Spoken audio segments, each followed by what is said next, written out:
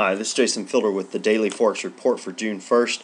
We are looking at the US-Japanese yen pair. This particular pair moved much higher today, did close below the previous resistance that we had. It did go up to and touch it, but pull back for the close. We are looking for this pair to potentially move as high as 97.52, possibly as low as 93.67. Look for some resistance around 96.85 and look for some support around 95.50 in this particular pair. Overall, this pair is moving sideways and it has a bias to that's sideways as well. Looking at the Euro-USD pair, this pair closed higher, moved much higher, and pulled back and closed below the high of the previous bar. So we could see a short reversal coming. Look for this pair to move as high and hit resistance at around the same level, around 142.50. Look for some support around 140.50 in this particular pair. This pair is moving higher and the bias is still to the upside. If we get a looking for a break to the upside for this upward bias to continue. If it pulls back or starts moving sideways, we'll note that at that time. Now looking at the pound US dollar pair, this pair moved much higher today and is just continuing to move higher over the last several sessions. We're looking for this pair to hit some resistance and move up to the 16500 level and hit some support if it moves lower around the 16200 level, and you can anticipate it moving that low if it does pull back. We are looking for this pair to continue moving higher, and it definitely has a bias to the upside. Switching over to the US Swiss, this particular pair did pull back, closed higher. Overall, this pair looks like it's starting to move sideways. It definitely has a strong bias to the downside.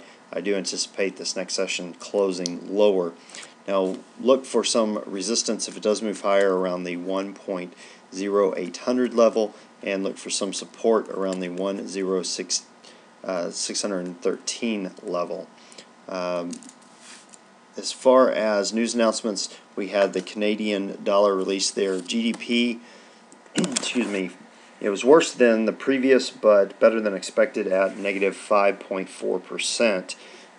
We looking forward into this next session. We have the Australian dollar releasing their rate decision at 12:30 a.m. Eastern Time, and the consensus on that is that the rate will be held at 3%. Now the Swiss have their GDP for the first quarter at 1:45 a.m. Eastern Time. Consensus is that it has dropped from negative 0.3% down to negative 1.5%. Year to date, they're showing things have worsened from negative 0.6% to negative 1.7%. If these numbers hold true or are worse than expected, we could see some more negative news for the Swiss. Now, we also have the U.S. ABC Consumer Confidence Report being released at 5 p.m. Eastern Time tomorrow. No consensus on this. The previous was negative 47. And we also, last but not least, we have the Australian dollar releasing their GDP for the first quarter at 9:30 p.m. Eastern Time.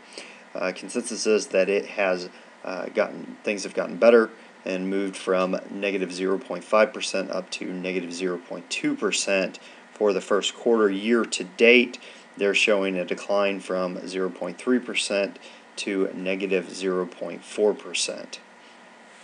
Now, what am I looking for during this next session? We actually have a potential trade that we're looking for in the pound Swiss. I know this is one that we typically don't look at, but it has an interesting setup, and I wanted to show you real quick. Let's see here. There we go. This particular pair, and I know I don't have it on the chart, but this bar formed an overextended bar, meaning that it's greater than the previous bars as far as from open to close versus the previous bars high to low. So we have an overextended bar. We also have, and let me scoot this bar down so you can actually see this. So with our overextended bar, we have a potential for this pair to move much higher, and typically we look for a break of the high. Well, we also have the formation of a setup of a swing trade. So you draw your trend line, and the distance between this point and this point is roughly about 64 or 65 pips. Most likely this pair will move higher, break through the previous bar's high, and then move up to the trend line, possibly even break that trend line. But if you're looking to grab a few pips, I realize 65 is not a whole bunch, but if you're looking to grab a few pips, this is a great little setup to look for. Well, that about does it for today. Until next time, this is Jason Fielder. Good trading.